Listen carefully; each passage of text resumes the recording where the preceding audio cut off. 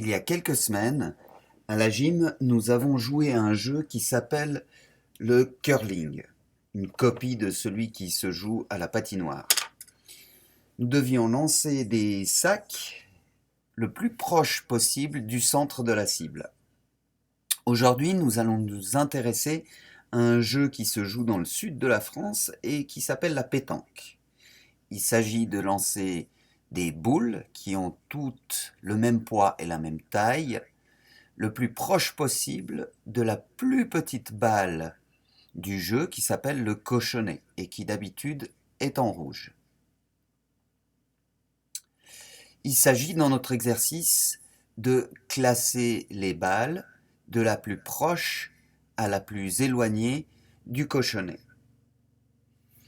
Et nous allons voir comment utiliser des stratégies gagnantes pour nous permettre de réaliser correctement cet exercice. Alors, tout d'abord, il s'agit de choisir un instrument de mesure. Alors évidemment, vous allez tous penser en premier lieu à la règle. Et comment est-ce que ensuite je vais utiliser cet instrument qu'est la règle? Eh bien, je vais essayer de la positionner pour voir quelle distance sépare la boule de mon cochonnet. Mais attention, je peux disposer ma règle à plusieurs endroits possibles de la balle. Je peux la mettre tout d'abord à son extrémité la plus proche du cochonnet. Et dans ce cas-ci, je vais obtenir 11. Si je la mets sur le point le plus éloigné de la balle, sur l'extrémité la plus éloignée du cochonnet, je vais obtenir 12. Et si je la place au centre de ma balle, je vais obtenir 11,6. Mais la règle est un instrument assez compliqué. Elle suppose qu'on connaisse bien les millimètres et qu'on sache l'utiliser de manière précise. Moi, j'ai choisi d'utiliser un autre instrument de mesure. C'est une simple feuille de papier, comme on en trouve dans toutes les maisons. Mais avant de commencer la mesure, je vais identifier mes boules. Madame Fogel nous a appris à utiliser les couleurs, alors utilisons-les. Je vais identifier ma première boule avec une croix rouge et je fais cette croix pour bien indiquer l'endroit depuis lequel je vais prendre ma mesure, qui est le centre de la balle. Je vais ensuite marquer ma deuxième balle en vert, la suivante en bleu et la dernière en jaune. Ensuite, je vais aller chercher mon instrument de mesure, ma feuille de papier.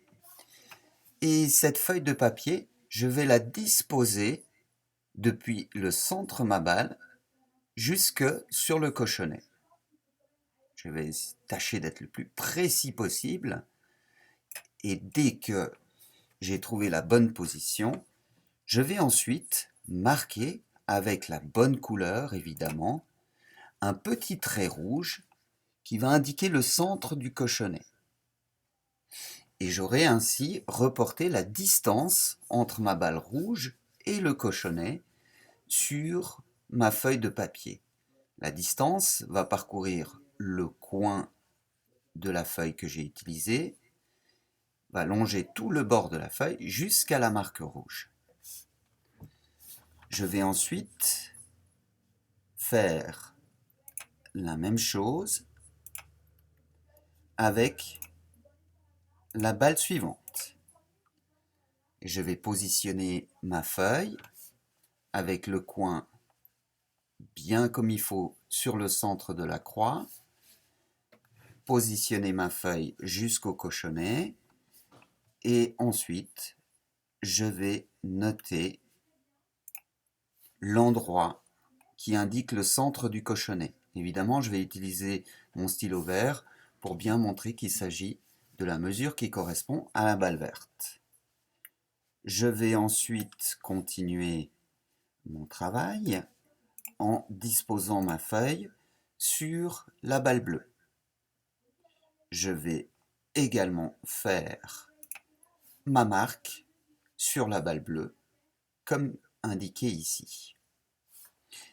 Et je continue mon travail en effectuant ma dernière mesure. Je positionne ma feuille le plus précisément possible. Je vérifie bien que le coin est disposé sur le centre de la croix. Et ensuite, je vais noter ma marque jaune qui va correspondre à ma balle jaune. Ainsi, j'aurai toutes les marques qui sont disposées sur ma feuille et je vais pouvoir comparer les différentes mesures qui séparent chaque boule de couleur du cochonnet. Je vois très rapidement que la balle bleue est la plus proche du coin de la feuille. Qu'ensuite, j'ai ma balle verte, ensuite la balle rouge, et la plus éloignée sera la balle jaune. Je vais ensuite pouvoir noter tout cela dans l'ordre. Je vais commencer avec ma balle bleue, numéro 1. Je vais ensuite noter la balle verte, numéro 2. Ensuite, comme j'ai la marque rouge, ma balle rouge sera numéro 3. Et enfin, la plus éloignée de toutes est la balle jaune. Je vais pouvoir noter numéro 4. Et j'obtiens ainsi un classement 1, 2, 3, 4 de la balle la plus éloignée à la balle la plus proche. Pour réaliser mon exercice, je n'ai utilisé qu'une feuille de papier, 4 crayons de couleur et surtout beaucoup d'imagination. Alors maintenant, à toi de jouer